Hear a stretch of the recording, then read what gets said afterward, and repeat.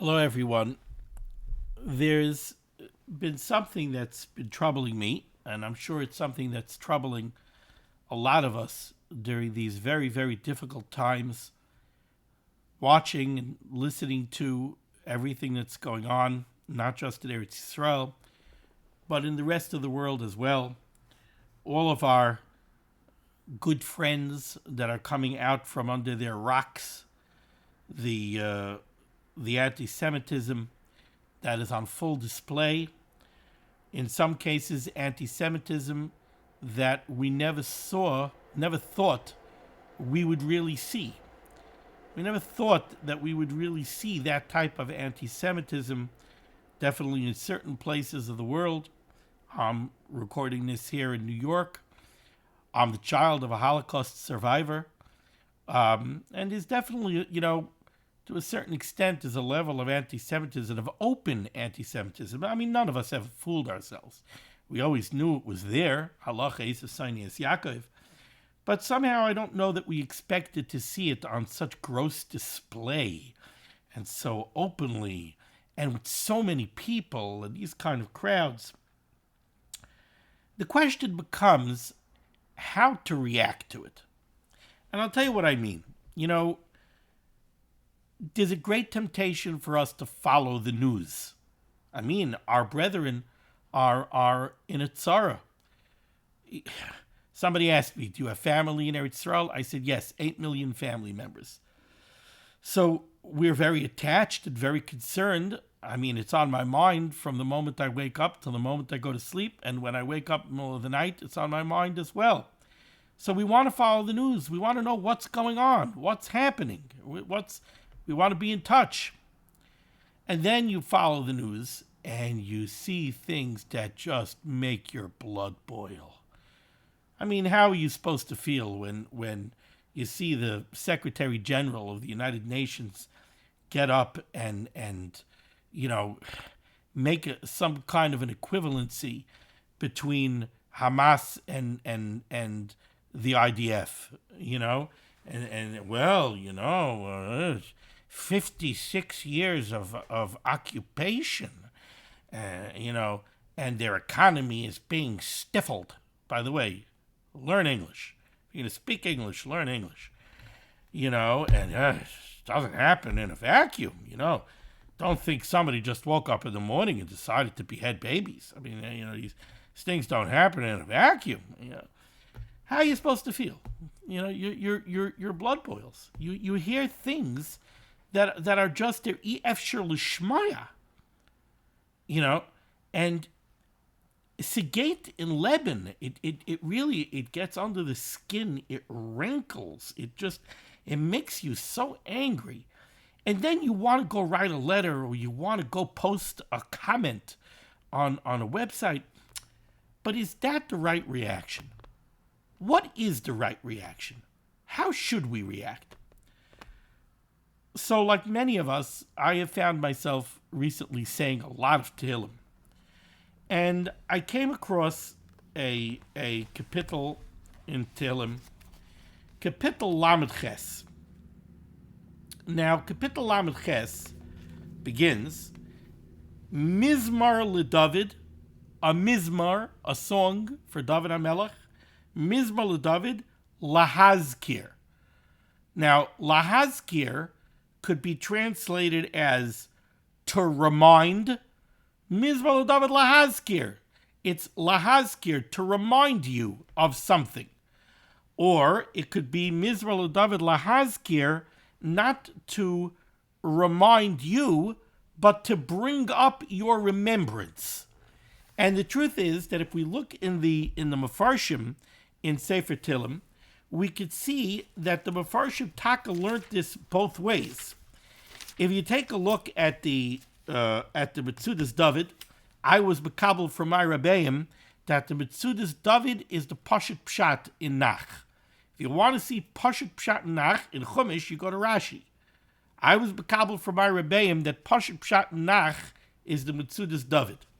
So the Metzudas David says over here, Mizmar LeDavid Lahazkir, says the Metzudas David, HaMizbar Hazeh Nasa, this Mizbar was composed, Lahazkir es hameduka b'yisurin, to remind the individual who's living through Yisurin, lehispalel Hashem, to daven to Hashem, kadvarim ha'ele, like the words and the topics that are going to be discussed in this kapitel. So Mizmor David Lahazkir, says the Metzudas, David HaMelech composed this kapitel to instruct somebody who's suffering how he should be mispal. That's the Metzudas. Rashi learns a little bit different. Rashi says, Mizmor David Lahazkir, Loimroi b'shas tzara, this kapitel was composed so that it should be recited at a time of tzaras. Why? Lahazkir tzarasam shel Yisrael lifnei HaKadosh Baruch Hu, to bring up and remind Kaviyachol, the Rabbeinu Shalom, of our sufferings. Ukeneged kol Yisrael amorai, and David HaMelech said this kapitel for Gans Klal Yisrael. David HaMelech, the Ne'im Zmiros shel Yisrael, he said this kapitel on behalf of Gans Klal Yisrael. Now, if you go through this kapitel, the kapitel starts off, Hashem al beketzbecha sechicheni, don't be moichiach me, don't rebuke me out of your anger, don't make me suffer even more. And David HaMelech says, Kichitzecha nichasubi, your arrows have been fired at me. Vatinchas alai yodecha, and your hand has come down on me. I'm suffering, Rabbeinu Shalom. You're giving me petch, and I'm suffering. Ein misayim bivsari. There's nothing complete in my flesh. It's like when you have an old car and there's not one system that's working right. The steering is a little bit off. The brakes are a little bit low. It takes a little time to start it. It makes some noise. The exhaust is leaky. There's nothing. There's no system is right. Ein b'sayim b'sari. There's nothing complete by me. Mipnei zamecha, because of your anger. Ein shalom ba'atzamai. There's no peace in my bones. Mipnei chatasi. So clearly, the person that's saying this kapitel Tehillim is suffering. Rabbeinu Shalom, we're suffering. We're suffering. We're crying. We're suffering. With the news and what happens is gefährlich. We're suffering. Goes on David HaMelech. He says, Nufugaisi, I'm faint. Vinidkesi, I'm crushed. Ad ma'oid. Sha'akti, I'm roaring out minamas libi, from the groaning of my heart. Later on in the kapitel, Pasuk Yud Gimel, David HaMelech says, and this is where it becomes negeya to what I'm speaking about here. Vayinakshu mevakshe nafshi. Those who are chasing after my life, the mevakshe nafshi, the Sonei Yisrael, vayinakshu, they've laid traps for me. Sounds familiar? You read the news, that's what it's all about. Vayinakshu mevakshe nafshi. Ceasefire, proportionality. I'm laying traps for us. Vayinakshu mevakshe nafshi. Vidarshe ra'asi, and those who seek my harm, dibru havos. They speak treachery. Such treachery. Such base treachery they speak. Umirmois, and deceit. That's all we hear. That's all we hear. Deceit and treachery. Kol hayom yegu. All day, that's what they're thinking about. Deceit and treachery keneged us. That's what it's all about. Deceit and treachery against us. Okay. How does David HaMelech react, Rabbi say? Now comes the kicker. How does David HaMelech react? Says David HaMelech, Vani kecheresh lo eshma. I'm like a deaf man who doesn't hear. Uchi'ilem, and like a mute, lo yiftach piv, who doesn't open up his mouth. Va'ehi, and I became, ki'ish ha'shaloi shemeya, like somebody who doesn't hear. Ve'en befiv techachos, and somebody who has no response. There's no response. That's the way I acted. You know how I reacted? David HaMelech says, when I hear the Secretary General of the United Nations get up and speak his duplicity and his rishus, when I hear Erdogan from Turkey get up and speak his rishus, what's my reaction? Ani kecherish loy eshma. Like a deaf person who doesn't hear. Ukilem lo yiftach piv. Like a deaf mute who can't speak. And not only that, I don't hear him. And it's as if I have nothing to respond. Now somebody will say, oh, you're being quiet. That means you don't have anything to say. You know what? I don't give you any credence. I'm not going to respond to you because it's not worth my speech to respond to you. Du bist garnished. I have nothing to say to you because you have no value. There's a Radak here. The Radak, beautiful Radak. The Radak spells it out. The Radak says over here,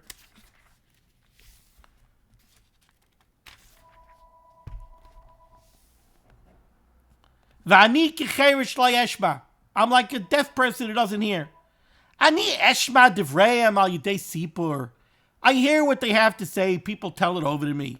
I eshma mehem, or maybe I hear it kilo yiskasu mimeni, because it's not hidden from me. If they're screaming it very loud, I'll hear it. But I don't go out to hear it. It's not nigeya. I hear it. It comes to me. I hear it. V'ani shameya. I hear it. V'oisatsu kicherish. I make myself like a deaf person. Ki'ilu eineni shameya ma shem omrim. As if I don't hear what they say. V'samti gamken atzmi, and I even make myself ki'ilim sheli yiftach piv, like a mute who can't open his mouth. Kein ani shemercha pasi v'eni meishiv. I hear what they say and I don't respond. V'ehi ki'isha shaloi shameya. I make it like I don't hear. She'eineni mevin l'shon medabrim. It's like the Secretary General of the United Nations is speaking, or Erdogan is speaking, or even people closer to us are speaking, and it's like, ani lo habla, no habla español, ani lo mevin, ma tomer? I don't know what you're talking about. I don't understand your language. It's not, I don't even know what you're saying. Va'ei gam kein ki isha she'ein b'fiftei chachos, and I even make it like I have no response. Sheyishba divrei hamedabrim elov. A person who has no response, he hears what they're saying. Aval ein b'fifteinoi she'yidei l'sfakech im ha'meriva mimoi. But he doesn't have a response. That's the way I make myself. I make myself like I have no response. Why? Why don't we scream and protest? Why don't we go and say, how could you say such things? Don't you realize the duplicitous it is? Don't you see how hypocritical it is? I mean, for heaven's sakes, can you imagine if they would have tried to fight World War II with the rules of engagement that they want from us? Proportionality. We should figure out if there was a battle and the Germans killed X amount of people, so then General Patton and General Eisenhower, when they went to Normandy to storm the beaches, they should have given each soldier only that amount of bullets. And if more people come at you, I'm sorry, you're going to have to stop shooting. Proportionality. And what's the proportionality? How many American civilians were killed in World War II? I'm not talking about soldiers. Baruch Hashem, this land was never invaded. They never came here. So how do we go invade their land? Where's the proportionality? Proportionality. If we would have fought World War II with proportionality, we'd all be speaking German and Japanese. Hiroshima, Nagasaki, where's the proportionality? Dresden, where's the proportionality? Berlin, where's the proportionality? Normandy, where's the proportionality? Nuremberg, where's the proportionality? Fight a war that way against chayas that come and do the things that they did? So why don't we scream? Why don't we yell? Why don't we write letters? Why don't we protest? Why don't we flood all of the YouTube sites with comments? David HaMelech says no. V'ei ki isha shaloi shamea. Why? That's the next pasuk. Ki lecha Hashem haicholti. Because for you, the Rebbeinu Shalom, I'm waiting. Atasane. You, I'll answer. Hashem Elikoi. That's why, rabbis say. The answer is because it's all garnished. If we respond to them, then we are giving them credence. If we respond to them, not only if we respond to them, the truth is, if we let what they say get into us, if we let it bother us to that extent, then you know what we're saying? We're saying that they have power. If Segeit Miron, what the Secretary General of the United Nations says, why? Why does it bother me? Why does it bother me? He's nobody. There's only one Deyazager here.